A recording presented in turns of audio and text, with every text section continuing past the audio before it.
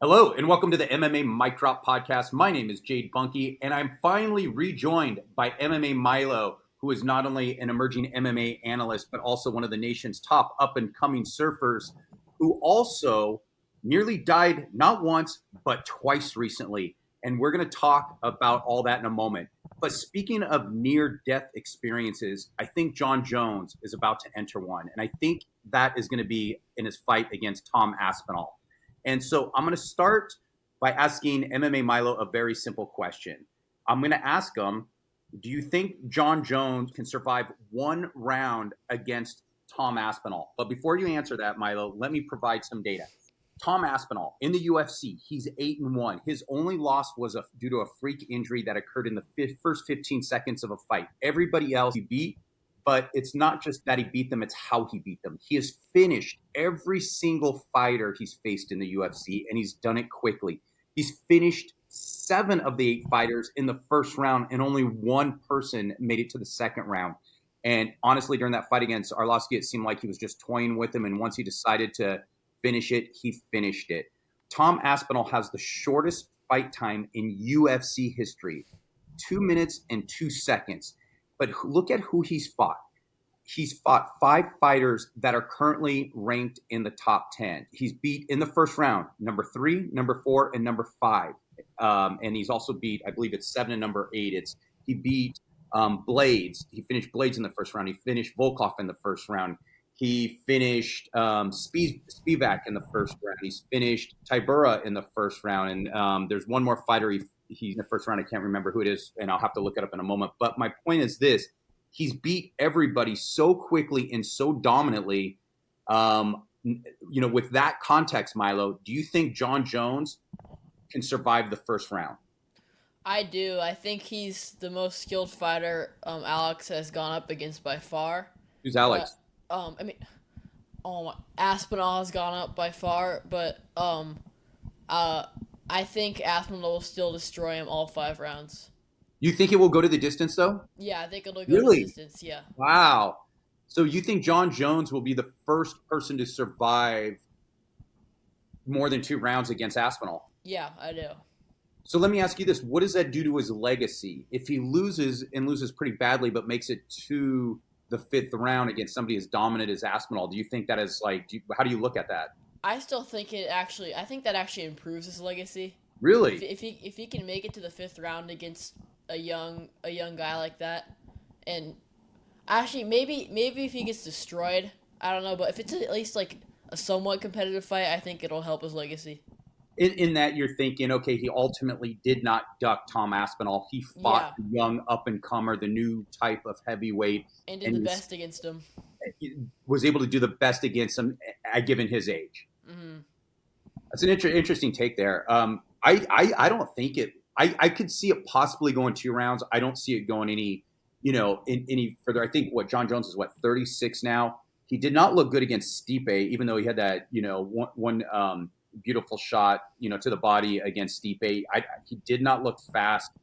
And even if he was in his prime and still put on that extra weight to fight at heavyweight, I think Aspinall just represents a different type of fighter. That next generation of UFC fighters, but who not only represents the next generation, but is at the top of is at the top among the next generation of fighters. See, when I look at Jon Jones, what he weighed in his last fight, what did he weigh in around 238, or was it no? His first heavyweight fight, he was at 248. I think he dropped some pounds. He was around Yeah, 240. Aspinall's cutting weight to come in around 255, 252.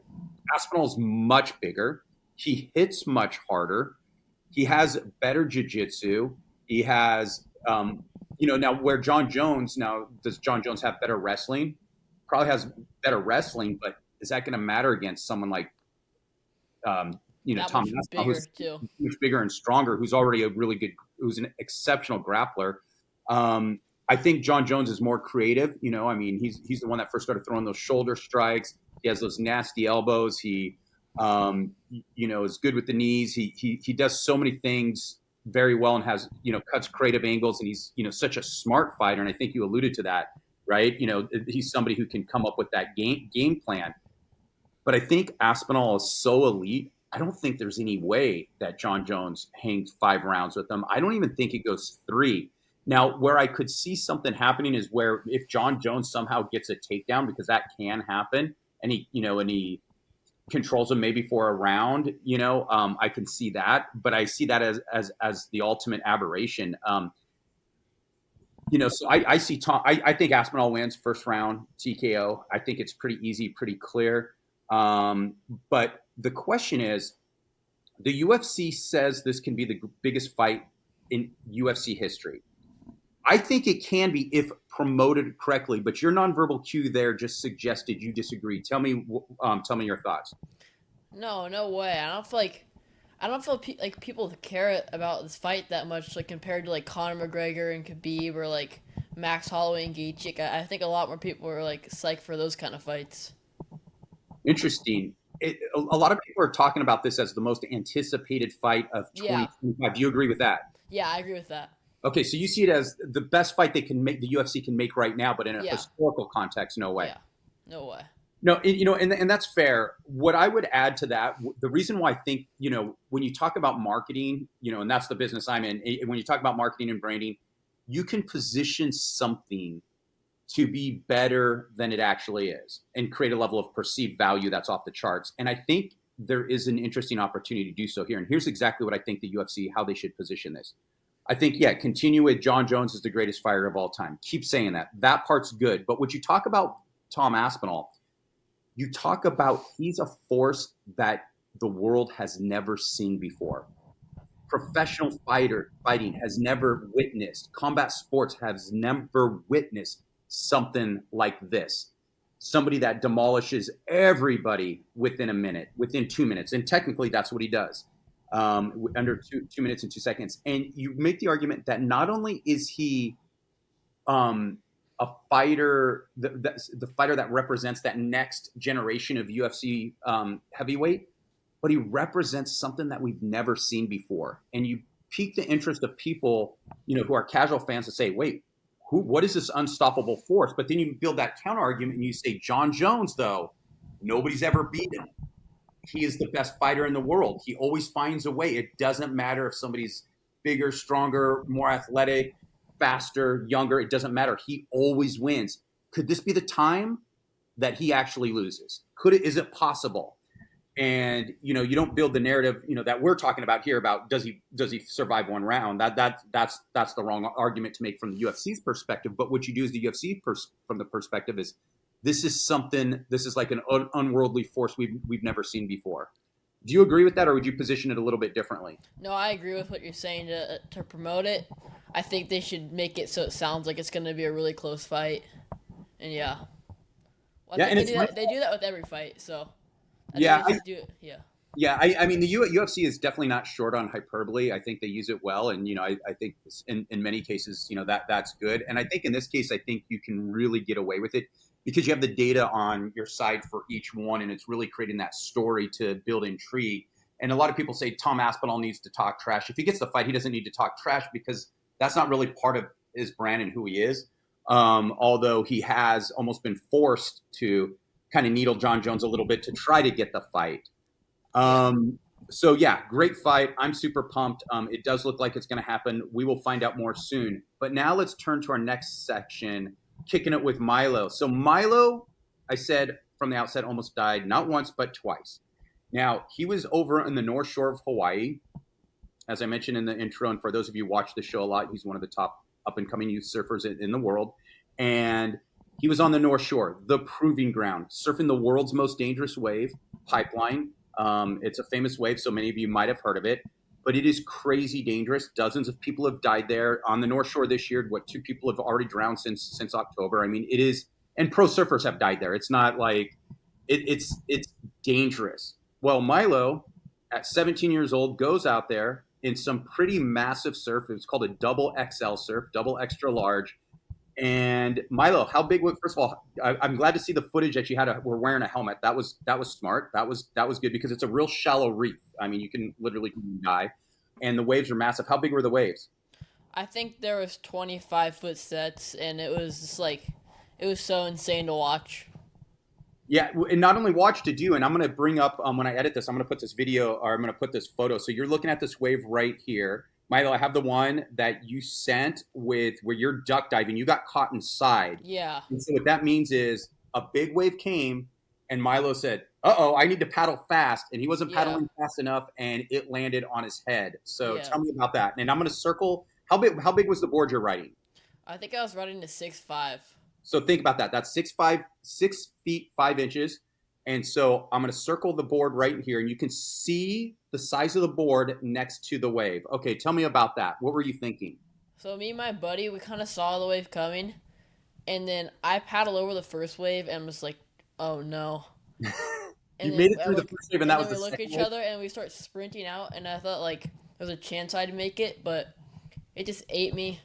It didn't really destroy me that bad because I don't know. I think it hit me so hard, like almost bounced me in the air. Really? It just like exploded me up in the air. Oh wow! And did Yeah. you hit the reef on that? No, I didn't hit the reef Oh, on that. that's good. Yeah, Yeah. that's a lot of power out. But the my buddy broke his leash on the wave and he had to swim all the way in. Oh God, Yeah, that's it was scary. yeah, that's scary. But and so you survived pipeline, but that wasn't the most dangerous thing you did.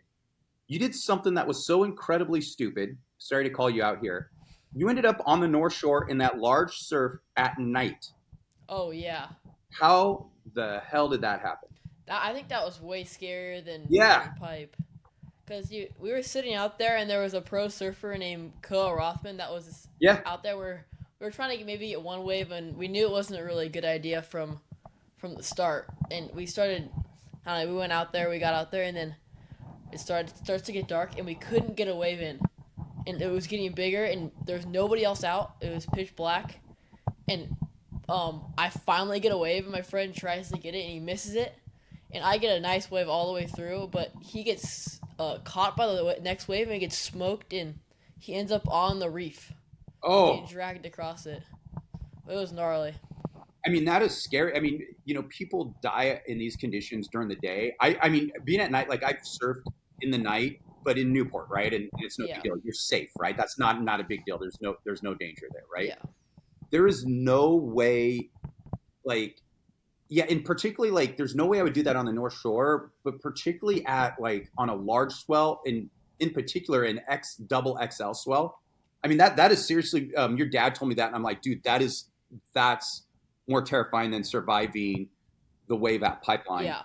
I thought we were gonna die, and it's like really sharky out there. There's lots of sharks, and it's Yeah, just you got like, the tiger sharks out there too. yeah. I was like, oh no. Yeah, that's sketchy. Yeah, at nighttime feeding time too. And then um, the other thing that you did that wasn't the best idea. Maybe I think the scariest was the night thing, but you went and surfed phantoms. What were you thinking? Oh, it was the inside of Velzeland. There's a wave on the inside called Velzeland, and then on the outside it's called Phantoms. So we paddled. Velzeland was just getting washed through with whitewash because it was so big. So we had to go on the outside and catch the whitewash waves, and they would double up to the inside on Velzeland. So it was just like kind of insane. Yeah, phantoms. For those of you in what Milo's trying, so Velzeland, VLAN, when you surf that on the North Shore of Hawaii, I mean it's a nice little paddle, not too bad, but it's out a little ways. And then phantoms is this outer reef. It's way out there, and it's big. It's big, and it's so far out there. I mean, it's freaking dangerous because it's so far out there. I just, what were you thinking again? I mean, that's a, you Yeah, know, all the other spots on the North Shore were like way too big to like like kind it of was navigate. like it was washed out. Yeah, it was all washed out. Like Pipeline was washed out, and I don't know. Velzeland looked like we wanted to go surf, so we just got in the water. It's insane. So just to give everybody context who's watching, so think about it this way: the North Shore, which is the place. I mean, this is where it holds big wave swells. This is where big wave surfing. It's the mecca of big wave surfing. All those spots, those well-known spots, were washed out, meaning it was so big, there was so much swell, it couldn't handle it, except for some of the outer reefs. And MMA Milo paddled out there, which is just absolutely nuts. So yeah, I know your mom was like scared the whole time you were there. It just didn't want to know like what was Yeah, going on. And that's what even she your dad, said. Yeah, and even your dad, who's usually pretty like, yeah, he's got to charge. If he wants to be a pro, he's got to was going like, dude, this is might be a little too much, or not, maybe not too much, but it's like maybe Yeah, not surf phantoms or like yeah. I know you got to go kind of prove yourself at pipeline and get familiar with that wave and was that the third time you surfed pipeline? Um. Well, I think yeah, probably the third time. Yeah, no, that's awesome. That's what your dad says. Your favorite wave over there, is that correct? Yeah. Yeah, pretty insane. Well, there you have it. My kook of the week is Milo for surfing the North Shore at dark, which is just oh my god, that's so even getting close to dark where you might have an possibility of it getting dark. So Milo, you're my kook of the week. Thank you. You're welcome. Do you have a kook of the week? Hmm. I think I'm gonna give it to you just because you said I'm the kook of the week. All right, I like that retaliation, tit for tat. All right, Mm-hmm. there we go. Well, that's all we have. Last word, Milo. Drop the mic.